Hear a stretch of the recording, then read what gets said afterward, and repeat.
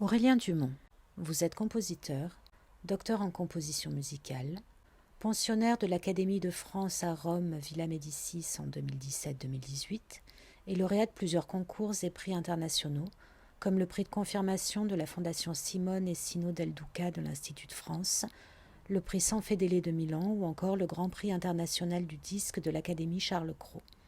Vous enseignez la composition au Conservatoire à rayonnement régional de Créteil et lors d'académies internationales comme le programme Voix Nouvelle de Royaumont. Pourquoi avez-vous rejoint l'association des coïncidences ? Alors j'ai rejoint l'association des coïncidences parce que François Julien me l'a demandé. En fait, ça fait un bon moment que je connais les concepts et le travail de François Julien, mais on est de relations récentes à titre personnel.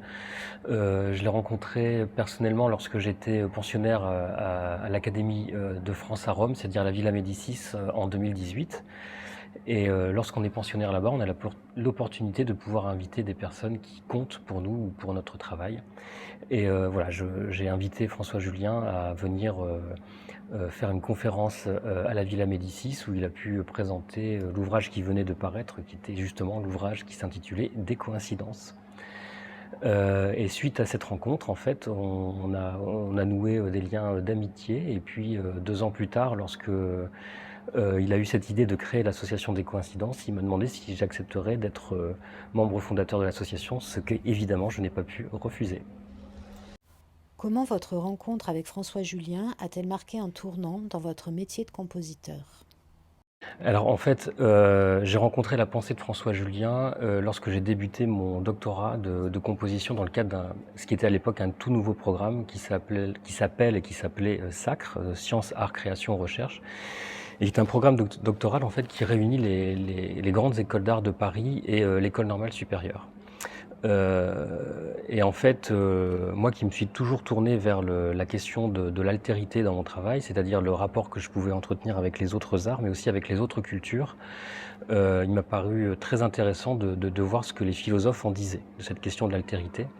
Et donc j'ai lu pas mal de philosophes qui s'intéressaient à la question, et j'ai trouvé dans la manière dont François Julien conceptualisait l'altérité avec l'écart et l'antre. Pour moi, c'était la chose qui résonnait le plus avec la manière dont je pouvais ressentir ces choses-là. Il faut également vous dire que je partage ma vie entre Paris et Tokyo depuis plus de 10 ans maintenant, et effectivement, la lecture des concepts de François Julien m'ont été aussi très précieux dans ma vie quotidienne, en fait. En quoi votre langage musical peut-il être considéré comme décoïncident ? Alors, il faudrait questionner déjà si la notion même de langage musical, est-ce que la musique est un langage ? Je crois qu'on ne va pas faire ça ici. En attendant la question de la décoïncidence ou de voir comment mon expression musicale peut être considérée comme décoïncidente, je pense que c'est intimement lié avec la question de l'altérité, c'est un peu ce que je disais tout à l'heure, et du rapport qu'il pouvait y avoir avec les autres arts, les autres cultures. Et de voir jusqu'où ces tensions, parce que c'est comme ça aussi que François Julien définit le concept d'écart, comme une mise en tension d'éléments qui vont rester là et qui vont permettre de créer, d'ouvrir un antre, un espace justement qui va être à explorer d'une manière dynamique. La décoïncidence, pour moi, s'exprime justement dans le fait de confronter mon langage musical à des choses qui peuvent être extrêmement différentes de la musique elle-même. À titre d'exemple, dans mes dernières productions, j'ai pu écrire une pièce qui met en tension mon langage musical avec un chef cuisinier qui va cuisiner en temps réel une bouillabaisse.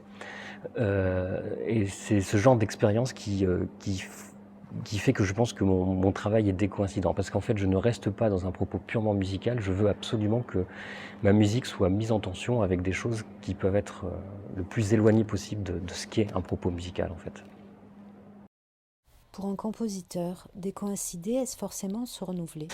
Alors, je pense que pour un compositeur, décoïncider, c'est forcément se renouveler, mais j'aimerais juste contraindre un peu le propos, c'est-à-dire c'est se renouveler, mais par rapport à soi-même, par rapport à son propre travail.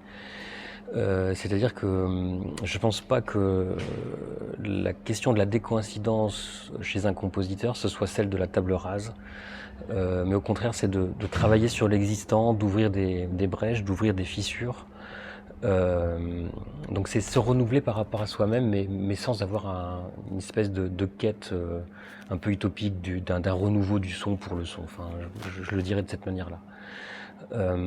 Moi, à titre d'exemple, je travaille beaucoup sur les questions formelles. Hein. Comme j'ai dit tout à l'heure, j'ai parlé de ma pièce qui travaillait avec un chef cuisinier qui cuisine une bouillabaisse.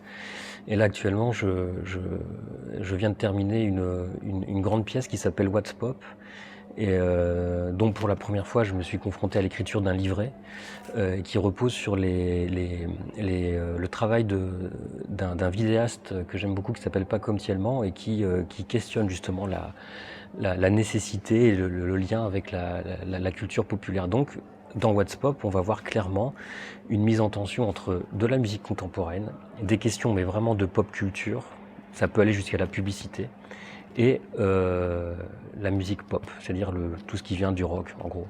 Et donc c'est une espèce de voyage un peu fou qui part d'une réorchestration de musique de la Renaissance de John Dowland, qui va aller jusqu'à des sortes de pastiches de Philippe K. Dick dans la science-fiction, et c'est un propos qui part un peu dans tous les sens, mais qui pose cette question-là du rapport intime qu'on peut avoir dans la musique, et du fait que cette musique peut s'inscrire dans la plus grande ouverture possible, en la mettant en tension justement avec la culture populaire.